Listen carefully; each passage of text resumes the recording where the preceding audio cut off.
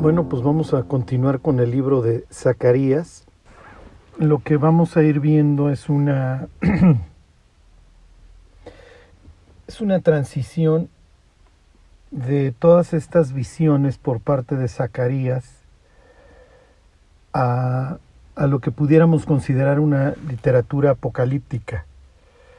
Sí, acuérdense que por lo general se considera literatura apocalíptica aquella que es dada a través de un ser celestial, a través de visiones y obviamente mucha simbología,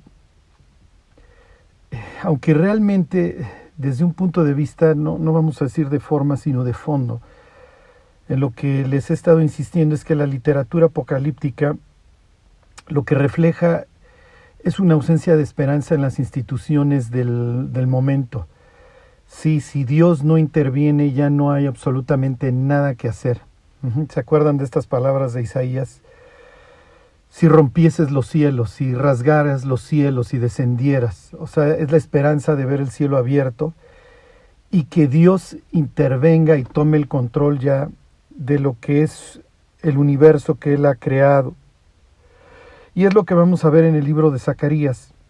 Hasta estos momentos hemos estado viendo visiones relacionadas con la reconstrucción del templo y el estado de cosas en lo que sería Judea, ¿sí? Y dentro de estas circunstancias y bajo el dominio del imperio persa y con la ayuda de Ciro y luego Darío, etcétera, la idea de la restauración del pueblo, la idea de la restauración del templo, renovar el culto, llevar a cabo pues nuevamente las exigencias de la ley y que Israel pueda cumplir con el propósito por el cual fue separado del resto de las naciones. Sin embargo, como lo vamos a ver ahora, va a empezar a haber una transición, ¿sí?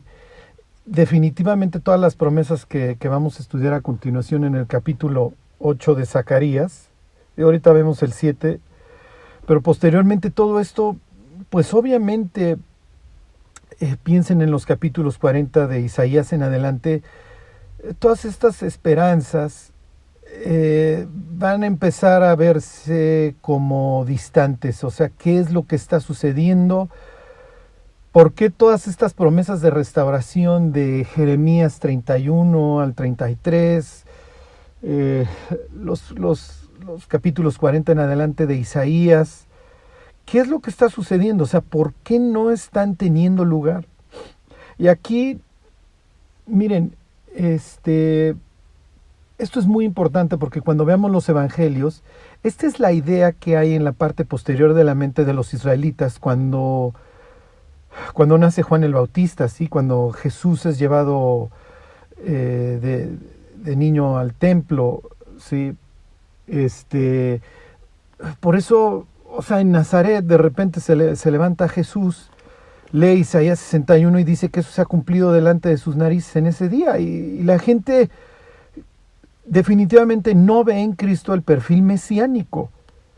Entonces, ¿cuál es la idea? O sea, las gentes, los judíos tienen en mente lo que vamos a leer a continuación. Bueno, les digo en el 8, les dejo de tarea que se lean el 31 al 33 de Jeremías, léanse 40 al 42 de Isaías. O sea, ¿qué es lo que está sucediendo? Y lo que vamos a ver y lo que hasta la fecha no entienden los judíos y realmente no entiende el ser humano. Ahorita vamos a ver cómo esta idea de estar lejos de Dios no se le aplica solamente al gentil, se le aplica también al judío y lo vamos a ver, es muy interesante en capítulo 7 de Zacarías. Lo que el ser humano no entiende es que lo que ha destruido su vida y lo que lo ha alejado de Dios es el pecado. Y mientras esto sea el problema, ¿sí?, las promesas de Dios simplemente no se van a poder cumplir muchas en nuestra vida. Obviamente, pues, vamos a ser los primeros en obstaculizarlas, en impedirlas. Y los judíos desgraciadamente, lo que vamos a empezar a ver es que en toda esta época de restauración, va a haber muchos que no se están subiendo al barco de vamos a buscar a Dios y vamos a seguir a Dios. Y desgraciadamente, lo que vamos a ver de más o menos el año 500 en adelante es una división cada vez mayor entre el pueblo de Dios. Se exacerba, o sea, se ve completamente en la historia de los macabeos, como hay personas ya totalmente entregadas a la vida del mundo, que les gusta el mundo griego, que buscan la forma de revertir la circuncisión, que están dispuestos a adorar a cualquier dios en el templo que sea, y que simple y sencillamente seguir la esperanza mesiánica o la ley de Dios está total y completamente lejos. Y esto va a traer cualquier cantidad de problemas, porque los que buscan a Dios van a sentir hasta cierto punto una ofensa por parte de aquellos que ya no lo quieren buscar. ¿Sí? Y es la situación que ustedes pueden leer en Lucas 15. ¿Sí? Se acercan los fariseos y se acercan los pecadores, y ya vemos una división muy fuerte, y ambos grupos total y perfectamente extraviados y desorientados. El pecado, al final de cuentas, el propio, el ajeno, destruye. O sea, piensen en lo que hizo el pecado con una vida perfecta. La desnudó, la golpeó y la colgó en una cruz y después recibió la ira de Dios. Sí, entonces, miren, hoy vivimos una situación muy similar en donde vemos el cristianismo realmente deshacerse a pedazos. Y por un lado vemos pues un gran porcentaje de lo que pudiéramos llamar el cristianismo ya entregado al mundo, imitando al mundo, viviendo en el mundo y viviendo conforme a los principios del mundo, ¿sí? Ya sin cualquier convicción, ya siendo prácticamente indistinguible, ¿sí? Ya si es cristiano o es un borracho, es prácticamente ya casi no hay diferencia, ¿sí? En la forma de vivir, en el lenguaje, en las convicciones, etcétera. Lo cual, por supuesto, destruye al mundo porque no le brinda una esperanza. Porque ¿qué es lo que piensa el incrédulo? Bueno, pues si yo estoy igual que el de al lado y el de al lado tiene un pececito en la puerta o lo trae tatuado, pero vive la misma depresión que yo y vive la misma desesperanza que yo y bebe o consume la misma droga que yo, pues prácticamente no encuentro a dónde correr. Y la otra cara de la moneda, un legalismo espantoso en donde pues me manda un mensaje horrible en donde se prohíben los alimentos, no vivo una vida de restricción total y lo que algunos cristianos consideran la libertad con que Cristo nos hizo libres, no la encuentro. ¿Sí? Entonces, ¿cuál debe ser la actitud del creyente que se esfuerza por encontrar la voluntad de Dios? Esa, buscar a Dios. Si el de al lado lo quiere buscar, bueno, intentar ser un aliento para los demás. Es lo que no entendieron los esenios ni los fariseos, ¿sí? Ambos tenían una filosofía similar, o sea, estamos separados del pueblo. Está bien, pero juzgando terriblemente al pueblo y no dándole una esperanza, ¿sí? Entonces, cuando Jesús cuenta la parábola de la oveja perdida, a veces dice que ¿qué pastor no deja las 99 para ir a buscar a la perdida? Todos en el auditorio sabían que ningún pastor sensato iba a dejar a 99 para ir a buscar a una. Sí, pero Jesús no está presentando como un pastor negligente, le está tirando a los fariseos que abandonaron a las 99, ¿sí? Y luego Jesús se presenta como el buen pastor que hace lo que sea por ir a buscar a esa que se perdió, y luego las ovejas, cuando llevan mucho tiempo perdidas, obviamente se empiezan a agotar hasta que finalmente se mueren. Por eso es que el pastor, cuando la encuentra, se regocija y la pone ¿dónde? Sobre sus hombros, porque obviamente parte de la base que esa oveja ya estaba agonizando, ¿sí? Ya no tiene fuerzas. Es la forma en la que Dios nos encuentra, obviamente agonizando y sin fuerzas, después de estar haciendo un valido inútil a los dioses que nunca hicieron nada por nosotros. Sí, lo que les quiero decir es que cuando lleguemos a los evangelios, esta división que ahorita vamos a ver cómo se está empezando a formar, para cuando se llega a los evangelios ya está totalmente fraguada, ¿sí? Ya se endureció. Y bueno, pues ahora arreglarla pues no es cualquier cosa. Lo mejor que podemos hacer para el pueblo de Dios y para el mundo es ser fervorosos en cuanto a nuestra relación con Dios. ¿Sí? Es natural, no, nadie de los que me están escuchando ni su servidor jamás vamos a tener una vida perfecta, pero lo que tenemos que invitar al cristiano frío o incrédulo que cree ser cristiano y al mundo, a lo que lo tenemos que invitar es a esta comunión con Dios que satisface, ¿sí? En palabras de Jesús, el que tenga sed, venga y beba del agua de la vida gratuitamente. Les tenemos que decir que esta agua es buena y que nos ha satisfecho y que es la que nos ha alcanzado a llevar a lo largo de nuestra vida y a través de todos los problemas, tribulaciones y aflicciones que son parte de la vida. No, digo, tampoco es que Dios nos invite a un lecho de rosas y tampoco es que hayamos vivido en Él antes de conocer a Cristo. Sí, a veces decimos, es que estoy en medio de muchas pruebas, Dios no me responde. Sí, a ver, Dios está haciendo su trabajo y partimos de la base que sabe lo que está haciendo. Pero no es que antes teníamos la felicidad, no es que antes la estábamos pasando bien. Antes sufríamos a lo bruto, por lo menos ahora sufrimos con propósito. Antes sufríamos a lo tonto. Por lo menos ahora Cristo está siendo formado en nosotros. Ok, entonces les doy esta introducción porque a primera vista el libro de Zacarías es algo así como muy difícil. O sea, ¿de qué me estás hablando? Todas estas primeras visiones. Luego viene, pudiéramos decir, este mensaje o este discurso que Dios le da a Zacarías, primero de reprensión y luego de esperanza, y luego ya migramos hacia una esperanza mesiánica y luego ya definitivamente se abandona por completo este mundo. Este mundo se ve como total y perfectamente corrompido y hostil hacia el pueblo de Dios hasta que se abren los cielos, Cristo desciende, se para en el monte de los olivos y viene la esperanza edénica. ¿Qué es lo que esperaríamos del Edén? Bueno, pues un gran río, es lo que hace Dios, se sienta en su trono y de su trono sale un gran río que trae salud, que restaura ahora sí definitivamente al mundo y luego por todos lados dedicado al Señor, santidad al Señor. Vamos a celebrar la fiesta de las cabañas para recordar nuestro peregrinar y que finalmente llegamos a la tierra prometida, a un mundo gobernado por Dios.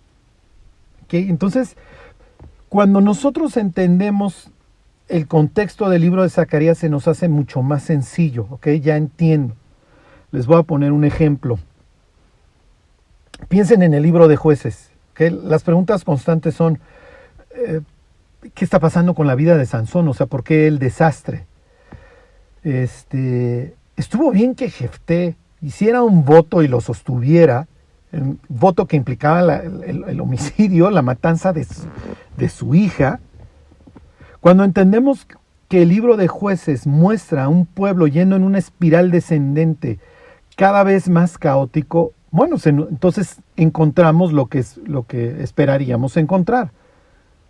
Un juez que tiene la capacidad de una fuerza sobrehumana porque el Espíritu de Dios viene sobre él, pero que desprecia lo que el Espíritu de Dios hace a través de su vida y que cada vez va cayendo en una espiral descendente y rompiendo todas las obligaciones que un nazareo tiene delante de Dios. Que no puedes comer nada inmundo, no puedes beber, y entonces se la vive en el banquete, en la borrachera con los filisteos, y no puede pasar navaja sobre tu cabeza, etcétera, etcétera.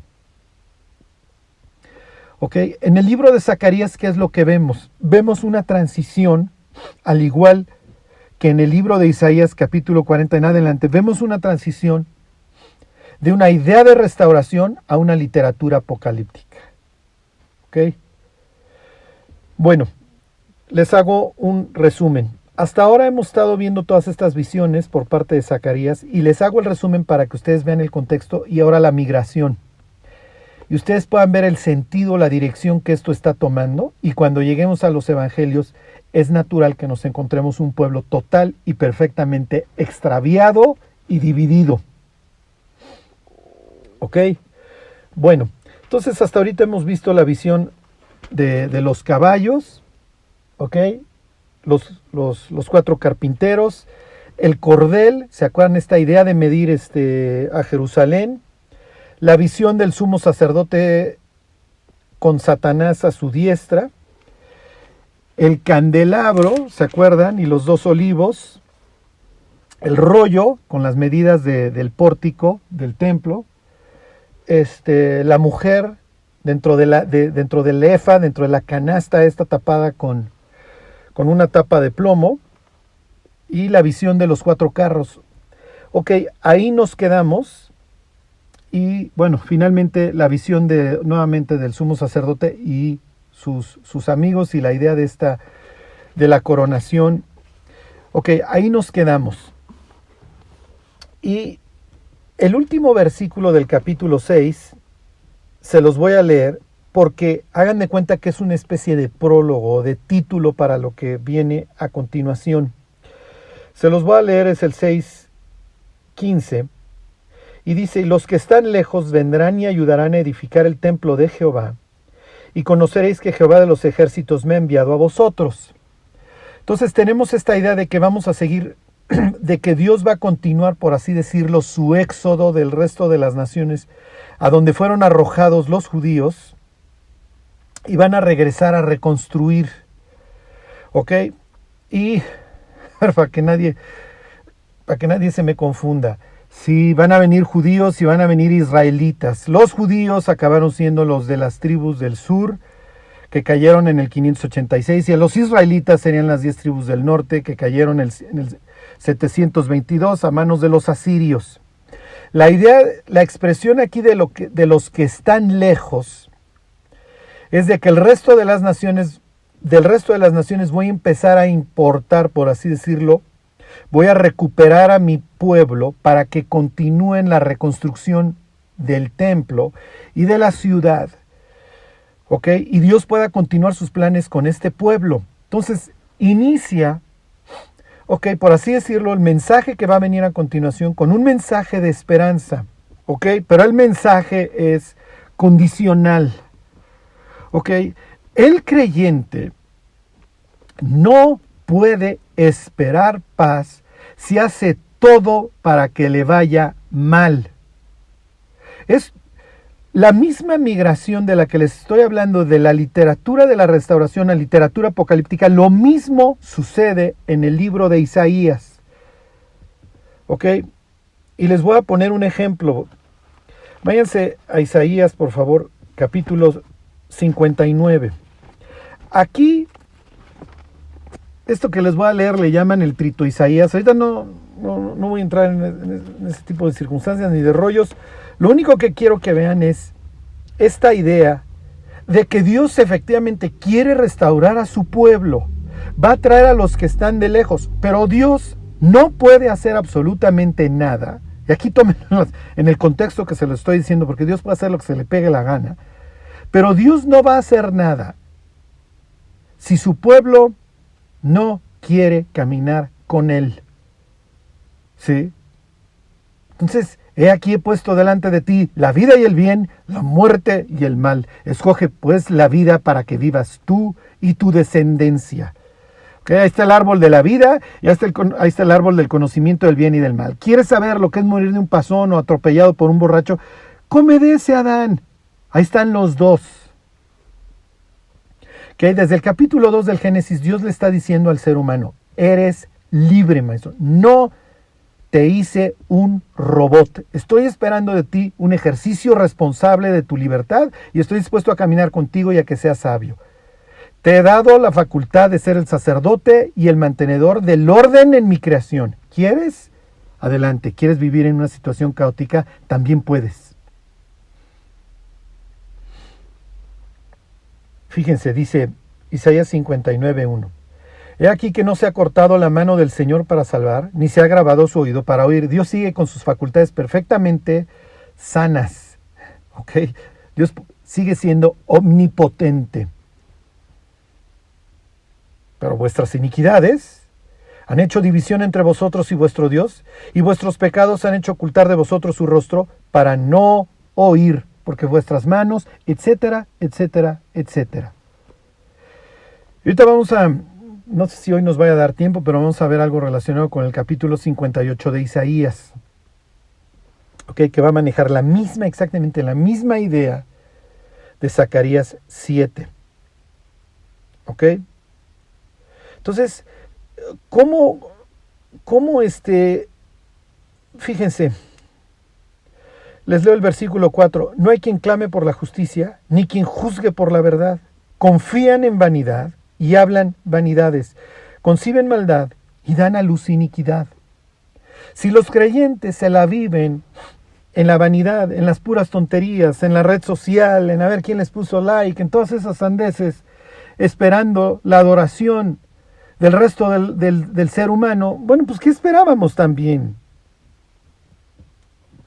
Fíjense, y aquí viene el punto, versículo 9. Por esto se alejó de nosotros la justicia y no nos alcanzó la rectitud. Esperábamos luz y aquí tinieblas, resplandores y andamos en oscuridad. Entonces, ¿cómo es posible que el pueblo de Dios espere luz si está haciendo todo para vivir en tinieblas? ¿Sí? Esperamos resplandores y andamos en oscuridad. Y luego, pues estas palabras famosas, ¿se acuerdan? Palpamos la pared como ciegos y andamos a tientas como sin ojos. Tropezamos a mediodía como de noche, estamos en lugares oscuros como muertos. ¿Sí? Gruñimos como osos todos nosotros y gemimos lastimeramente como palomas. Y aquí está lo importante. Esperamos justicia, pues sí, y no la hay. Salvación, y se alejó de nosotros. El creyente quiere tener una vida victoriosa, pero no apaga la tele. ¿Cómo la va a tener? Quiere tener una vida de santidad, quiere tener unos ojos puros, sí, pero no apaga la tele. ¿Qué esperas? ¿Qué esperabas encontrar en las series? ¿Qué esperabas encontrar en la televisión? ¿Santidad? ¿En serio? Es que quiero tener una mente que no esté torcida, pero no dejo de tener amigos incrédulos que todo el día se dedican a hablar de maldades. ¿Qué esperábamos? Bueno, entonces, ¿qué, Charlie? ¿Me salgo del mundo? No, pero nos comportamos como lo que somos.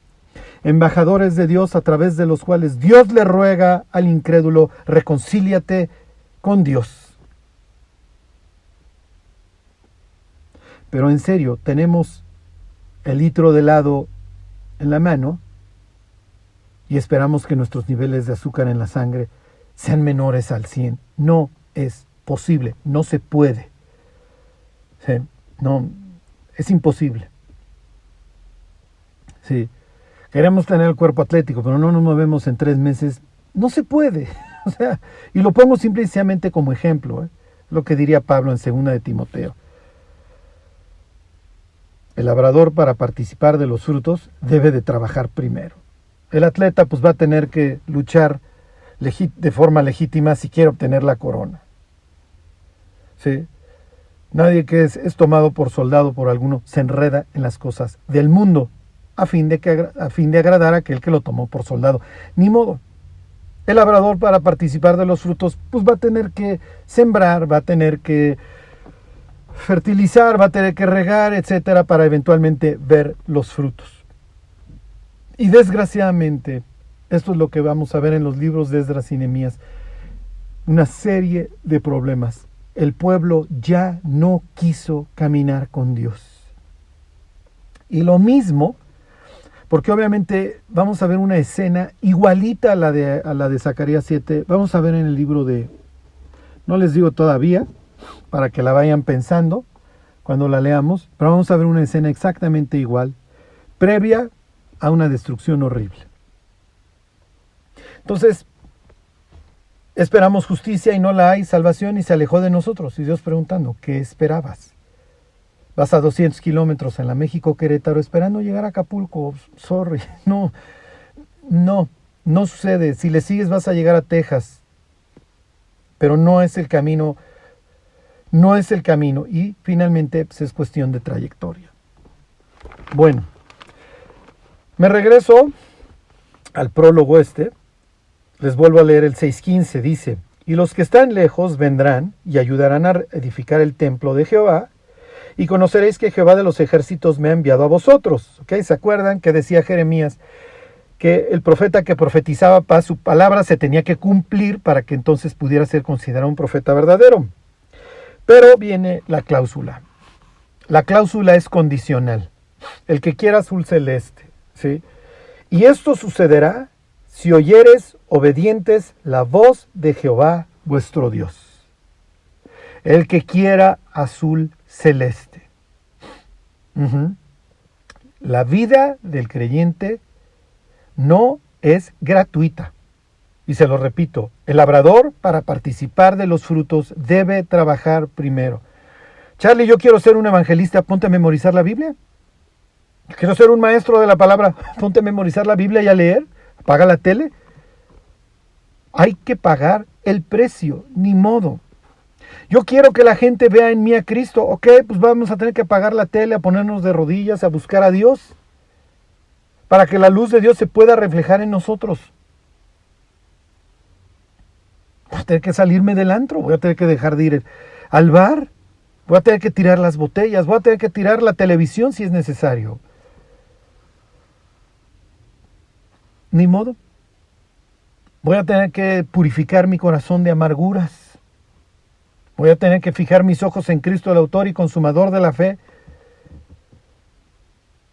Voy a tener que pagar el precio. Voy a tener que buscar tiempo para leer la Biblia.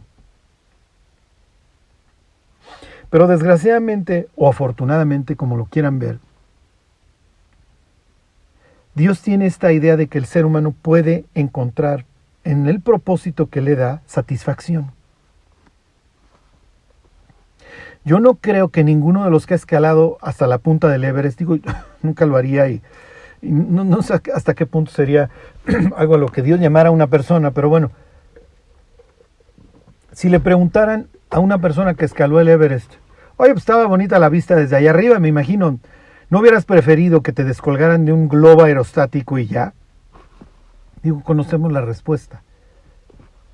Todos esos meses o años de preparación, la aclimatación, el esfuerzo para llegar a la cima. Y dijera Pablo, ellos corren por una corona corruptible, se va a pudrir, es inútil. Nosotros por una corona que se conserva para toda la eternidad. La satisfacción que el escalador experimenta al llegar a la cima del Everest no tiene absolutamente nada que ver a la que nosotros tendremos cuando estemos en la cima del monte con Dios. Los que no entiendan esta analogía, escuchen la predicación del martes pasado de Apocalipsis, del monte ¿dónde están los 144,000? En el monte de Sión. No tiene absolutamente nada que ver la satisfacción entre unos y otros. Entonces, Dios dice, sí, vamos a restaurar y a reconstruir lo que ustedes quieran. Pero no van a tener que hacer caso, no van a tener que escuchar. Sí, esto es contratar al maestro de piano o al maestro de lo que ustedes quieran y no hacerle caso. No tiene ningún sentido. Pues entonces no pagues. Entonces no tiremos el dinero. Ok, entonces esto es una especie de prólogo, de título para lo que sigue. Los judíos, si quieren llevar a cabo esta idea de restaurar, sí, Dios está dispuesto. Acuérdense del último versículo del libro de Lamentaciones. ¿Ya nos abandonaste para siempre? No. No están abandonados y vienen todas estas respuestas, a los que vienen regresando de la cautividad para alentarlos a través de todas estas visiones que hemos estudiado. Bueno, 2 años después de que arrancaron las visiones de Zacarías, vienen las siguientes palabras, Ya empezó la restauración, ya el templo está siendo reconstruido, etcétera, etcétera. Y ahorita les manejo las fechas de la restauración total del templo y la visión que vamos a leer. Lo que quiero que entiendan es, como ya se activó la obra, bueno, pues Dios está efectivamente llevando a cabo sus planes. Entonces, ¿hacemos ya realmente a un lado el libro de Lamentaciones y empezamos a pensar en un futuro glorioso? ¿Dejamos de buscar a Dios con tanta intensidad y ya nos dedicamos a disfrutar del bien? Pues es lo que dijo Salomón, ¿no? En el día del bien goza del bien, en el día del mal considera. Bueno, ya estamos en el día del bien. Uy. Les voy a decir algo. A los creyentes que hoy les está yendo bien en su trabajo, que no viven en grandes problemas, qué bueno. Esto es don de Dios y disfrútenlo. Pero recuerden que todo es incierto. Y que a veces es inclusive más difícil seguir a Dios cuando tenemos el viento detrás, no cuando lo tenemos contrario. ¿Ok? Entonces, a los que se los está llevando el tren, que hoy están sumidos en muchísimos problemas, en un matrimonio que ya no ven lo duro, sino lo tupido, que ven a sus hijos sumidos en las drogas, en una vida vana, etcétera, a seguir clamando. Tanto unos como otros tienen la necesidad de estar buscando constantemente a Dios. Esto nunca se termina. Sí, porque a continuación le van a preguntar a Zacarías, oye, pues ya dejamos de ayunar entonces porque pues vamos con viento en popa. No, espérense, no se trata de dejar de comer, se trata de buscar a Dios constantemente. ¿Ok? ¿Ya pasaron los tiempos malos? No, en este mundo no han pasado ni pasarán los tiempos malos hasta que Cristo regrese. Y hoy en 2021, olvídense, lo más probable es que ya nos subimos a una resbaladilla que va en sentido descendente y ya no va a haber ni siquiera un valle. Esto va a seguir en una espiral descendente, con una humanidad cada vez más confundida, más extraviada y más engañada. Y sin los más mínimos elementos para distinguir entre la verdad y la mentira, a menos que resplandezca la luz del Evangelio de Cristo. Bueno, fíjense, esto es bastante interesante. Entonces, capítulo 7 de Zacarías, versículo 1, dice: aconteció que en el año cuarto del rey Darío, que las profecías de Zacarías se los leo rapidísimo, arrancan en el año segundo. Dice, en el octavo mes del año segundo de Darío vino palabra de Jehová al profeta Zacarías, etcétera, etcétera. Les leí 1:1. Que entonces tenemos más o menos 2 años. Ok, dice a los 4 días del mes noveno, que es Quisleu. Les leo el 1:1, estábamos en el año 2, en el octavo mes. Ok, entonces 2 años, 1 mes, más o menos, ok. Entonces tenemos 2 años, ya pasamos tuvimos estas visiones durante los 2 años, primeros de la predicación de Zacarías, y ahora, pasados 2 años, viene esto.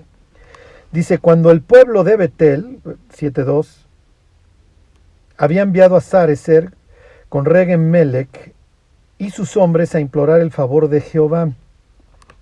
Ok, tenemos 2 nombres, ok. Sarecer, esto es, como les diré, de origen asirio. Lo que les quiero decir no es un nombre hebreo, ya Regem-Melech, rey, Regem, esto sería montón del rey. Aquí tenemos un nombre hebreo. Ok, entonces, ¿qué es lo que nos quiere decir el 7:2? Que viene una comitiva de judíos, vamos a decir, por así decirlo, mixta. ¿Ok? Uno tiene un origen, obviamente nos manda el mensaje de exilio, porque hasta nombre de allá trae, y el otro todavía con raíz hebrea. ¿Ok? Son judíos, ¿y de dónde vienen?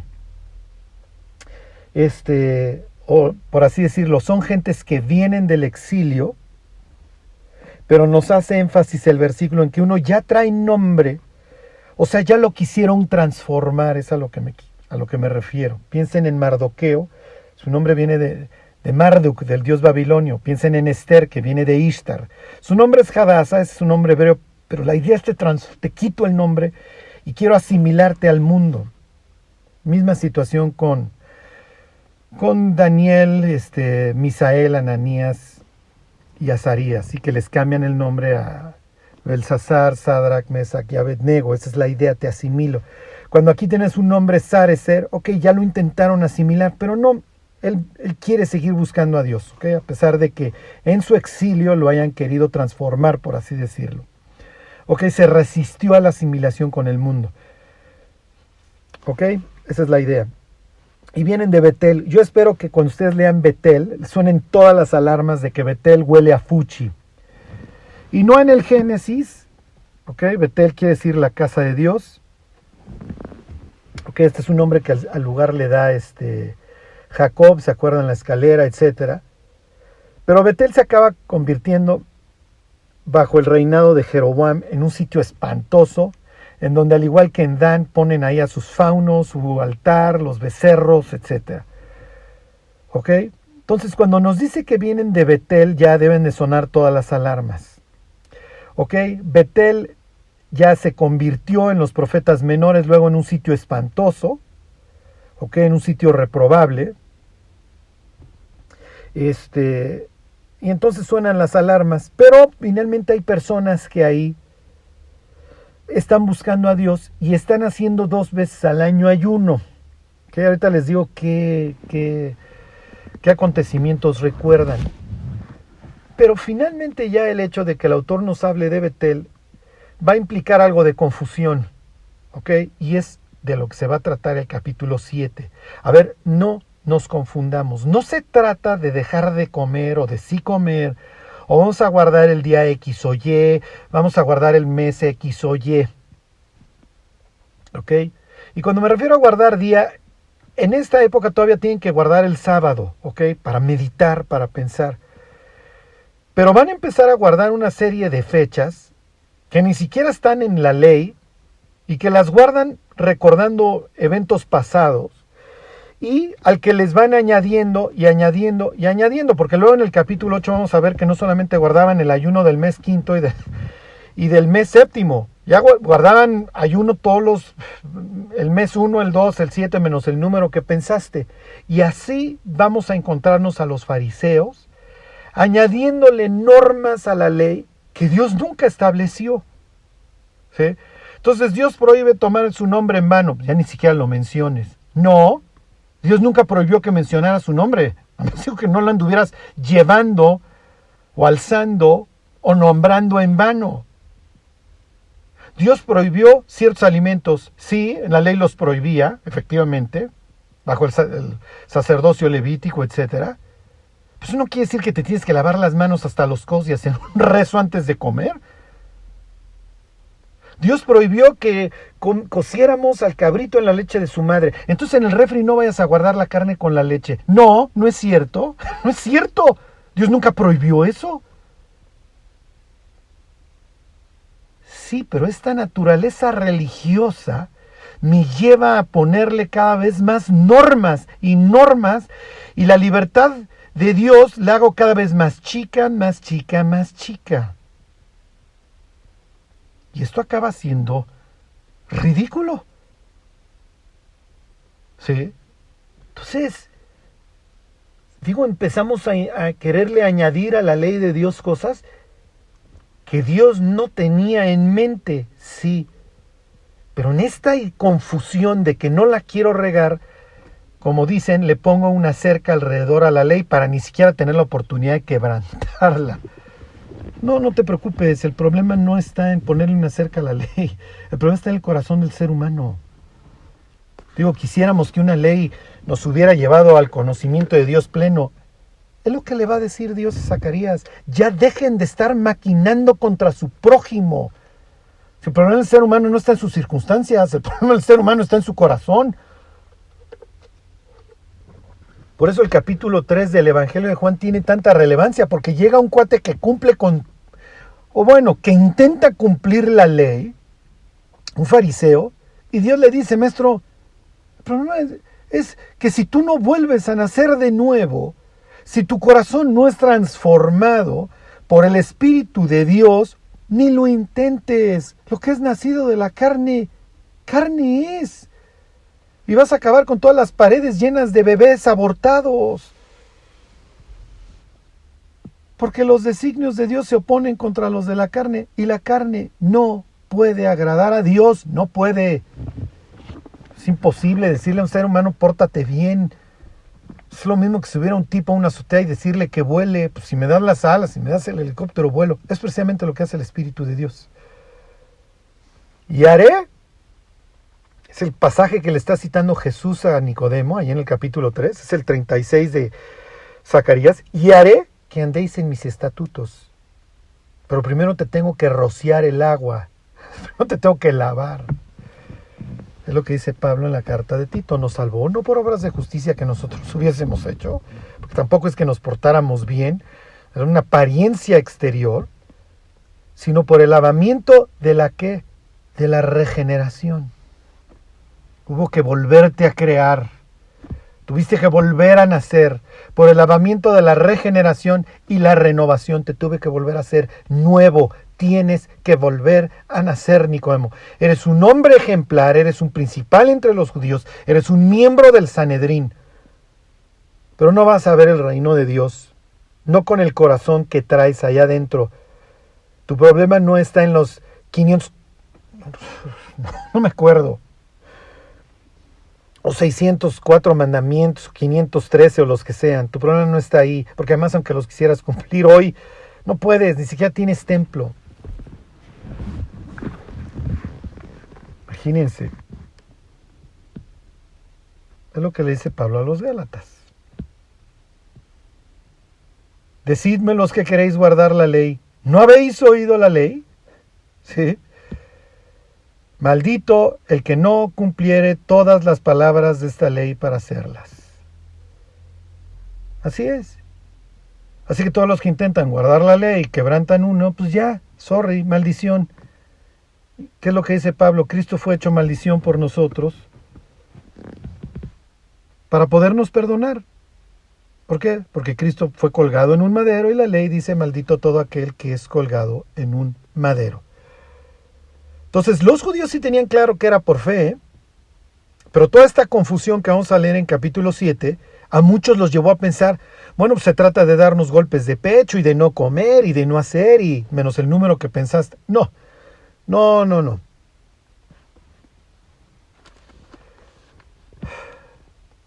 Y creyó Abraham a Dios y le fue contado por justicia.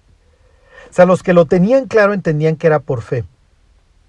Entendían que era por establecer un pacto de fidelidad con Dios, en donde partían de la base, iban a seguir fallando. Como lo hizo Abraham, como lo hizo Moisés, como lo hizo David, como lo hicieron sus grandes hombres. ¿Ok? Y aquí viene.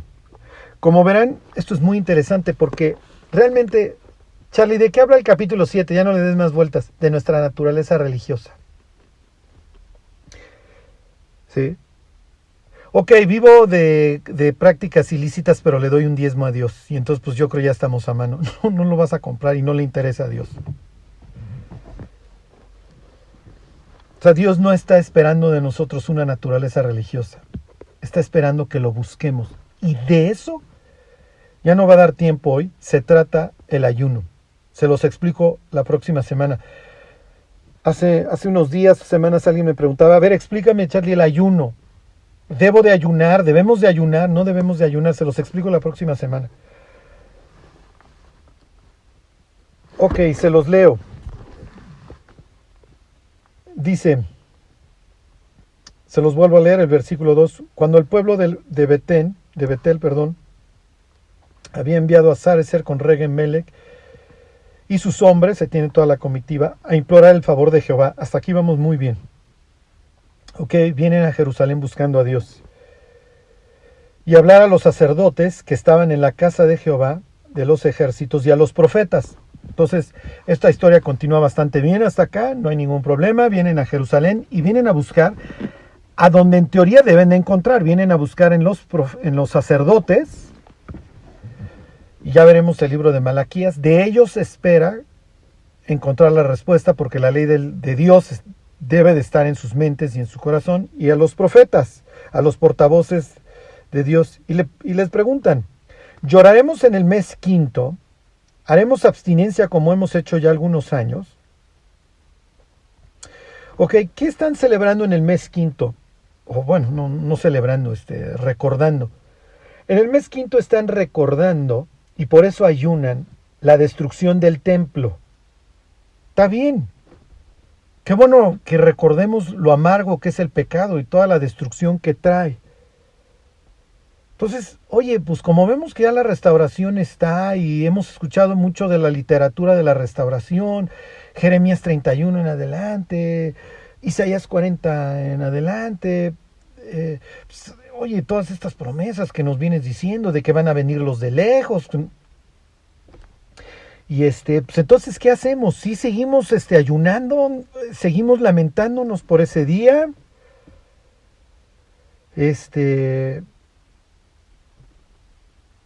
Versículo 4. Vino a mí palabra de Jehová de los ejércitos diciendo: habla al pueblo del país y a los sacerdotes diciendo: cuando ayunasteis y llorasteis en el 5º y en el 7º mes, estos 70 años, ¿habéis ayunado para mí? Entonces, ¿de qué se está tratando el ayuno? A ver, ya estamos metiéndole ayunos a la ley que la ley no establece. Porque la ley establece efectivamente un ayuno en el mes 7º, pero no es el que están guardando. O sea, no se refieren al del día de la expiación, mes 7º, día 10. Sucede que después, ¿se acuerdan de la conquista por parte de Nabucodonosor? Nabucodonosor deja un gobernador en Judea que se llama Gedalías, y después de 7 años de que lo deja Nabucodonosor, lo matan. Y Gedalías era un buen hombre y además con una buena ascendencia temerosa de Dios. Lo matan y entonces viene un caos, si se acuerdan, y entonces el pueblo acaba huyendo a Egipto y esto cada vez es una espiral peor descendente. Además, huyen a Egipto desobedeciendo las profecías de Jeremías, etc. Entonces la caída del templo y luego le suman la muerte, el asesinato de Gedalías. Estas dos fechas se vuelven importantes para los judíos. Y entonces se instaura este ayuno. Y más adelante lo vamos a ver en el capítulo 8. Es el del mes 5, el 9, el 10, el todos. Y entonces nos estamos empezando a deslizar. Y entonces ya quiero agradar a Dios, no comiendo tales días y haciendo tales cosas. Y la naturaleza podrida del ser humano es una naturaleza religiosa. Naturaleza que se observa desde la caída cuando Adán y Eva hacen estos vestidos de higuera. Ridículos porque, por favor, busquen luego una imagen en Google de las hojas de higuera. Entonces, es ridículo cómo salen queriéndose cubrir delante de un Dios santo. Váyanse ustedes a saber la transformación que tuvieron Adán y Eva después de la caída, porque se dan cuenta que están desnudos y algo tienen que tapar. Y es muy interesante a veces pensar, bueno, ¿cómo eran? Lo más probable es que brillaban y que tenían, por así decirlo, un traje de luz, porque vemos a todos los seres celestiales, o prácticamente a todos en la Biblia, resplandecientes, con todos estos conceptos como el cobre, ¿sí? como el bronce refulgente. Uno de los evangelios diría como relámpago. ¿Ok? Daniel 12, y resplandecerán como las estrellas a perpetua eternidad. Entonces hay una transformación, si así lo quieren ver, hay un paso a tinieblas, hay un apagón, por decirlo de alguna manera. Entonces estas hojas de higuera desde capítulo 3 del Génesis ya nos hablan de una naturaleza religiosa en donde aquí no pasó nada y cumplimos con esta religión. Y a los seres humanos nos fascinan las religiones, las inventamos de todas formas, con cualquier cantidad de conceptos, normas, ideas, filosofías, nos encantan. Aún el ateo en su ateísmo y en su literatura atea, que hoy es así como de moda, es una religión que requiere fe en ciertos, entre comillas, hechos o cuestiones probadas, que de probadas no tienen absolutamente nada, pero tienen esta fe. Digo, se requiere la misma fe en creer en un milagro del Big Bang como en que hay un Dios que hizo todas las cosas, ¿eh? Y requieres más fe para creer en la materia eterna y en la información sin fuente. Mucho más fe. O sea, es un salto al vacío con todo. O sea, es mucho más fácil pensar, bueno, pues a alguien se le ocurrió algo. A alguien se le ocurrió la información. Digo, al final del día eso somos, ¿eh? Información. Por eso ahora está hasta de moda está que vivimos en un holograma, en una simulación. Le voy más a eso. Porque por lo menos te habla de un programador. Digo, ya el ateo es la religión así más increíble, porque aparte creo en un Dios y luego lo niego y le busco de todas las formas para llegar a esta conclusión de que no existe. Y como decía un ateo ahí, que es que muy científico, yo creo en la evolución porque la otra opción me condena. Pues sí. Quería chupar a gusto el Señor. Bueno, aquí le vamos a dejar aguas con la naturaleza religiosa. Si comemos o no comemos, diría Pablo ahí capítulo 10. Y este va a ser el fondo de todo. Esto no nos hace más. Todo lo que hagáis, ya sea comer o beber, cosas tan sencillas, hacedlo todo para la gloria de Dios. Ahí vamos a acabar y Pablo es un maestro, ¿ok? Y pareciera que Pablo ese día que está escribiendo Corintios capítulos 8 y 10, en la mañana había leído Zacarías en su devocional. Bueno, es muy interesante lo que viene. Que Dios los bendiga. Los extraño a buscar a Dios. No se trata de intentar agradar a Dios de una forma externa. Dios sabe lo que estamos viviendo. Y lo que está sucediendo en nuestro corazón es lo que se va a reflejar. El fruto viene del árbol. Y el buen árbol da buenos frutos. Que Dios los bendiga.